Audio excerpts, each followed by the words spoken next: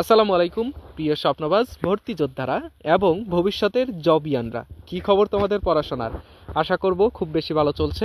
দেখো, তোমরা যারা প্রাথমিকভাবে আবেদন করেছো জগন্নাথ বিশ্ববিদ্যালয়ে, তাদের কিন্তু মনের মধ্যে একটি সন্দেহ বা একটা ভয় কাজ করছে বা কনফিউশন কাজ করছে যে আমি কি চূড়ান্ত আবেদনের জন্য কি টিকবো এবং আমি কি প্রাথমিক আবেদনের আমি সিরিয়াল লিস্টে থাকবো কি না, মেধাক্রম অনুযায়ী কি আমার নাম আসবে কি না। তো সেইটাই কিন্তু তোমাদেরকে কনফার্ম করার জন্য এইমাত্র আমার এই ভিডিওটি তোমার জন্য। দেখো, জগন্নাথ বিশ্ববিদ্যালয়ে প্রাথমিক আবেদন করার পরে তোমরা স্বাভাবিকভাবে একটা প্রশ্ন করে থাকো, কমন প্রশ্ন সবার কাছে যেটা আমি পাই, সেইটা হচ্ছে যে ভাইয়া আমি জগন্নাথ বিশ্ববিদ্যালয়ে অ্যাপ্লাই করেছি প্রাথমিকভাবে, তো এখন আমি প্রাথমিক অ্যাপ্লাইয়ের রেজাল্টটা পাবো কিভাবে এবং কবে পাবো। আমি আজকে সকালের একটি ভিডিওতে তোমাদেরকে বলেছিলাম যে জগন্নাথ বিশ্ববিদ্যালয়ে তোমাদের 16 অথবা 17 তারিখে তোমাদের প্রাথমিক আবেদনের ফলাফল ঘোষণা করা হবে।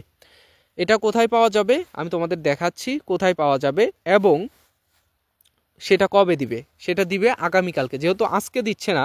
একটু আগেও আমাকে কয়েকজন প্রশ্ন বলল যে ভাইয়া কবে আমাদের রেজাল্টটি দেওয়া হবে।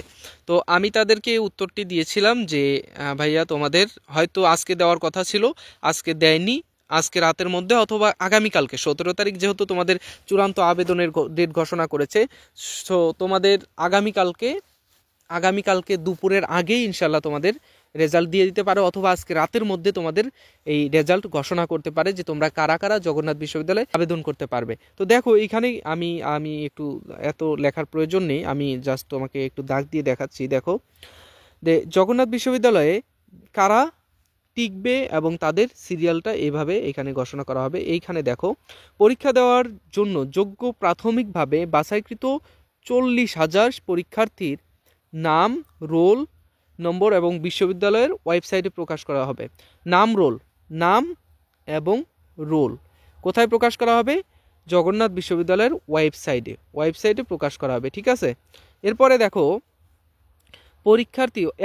পরীক্ষার্থীদের প্রদানকৃত মোবাইল নম্বরে, তোমরা যেই মোবাইল নাম্বার দিয়েছিলে সেই মোবাইল নাম্বারে SMS এর মাধ্যমে জানিয়ে দেওয়া হবে।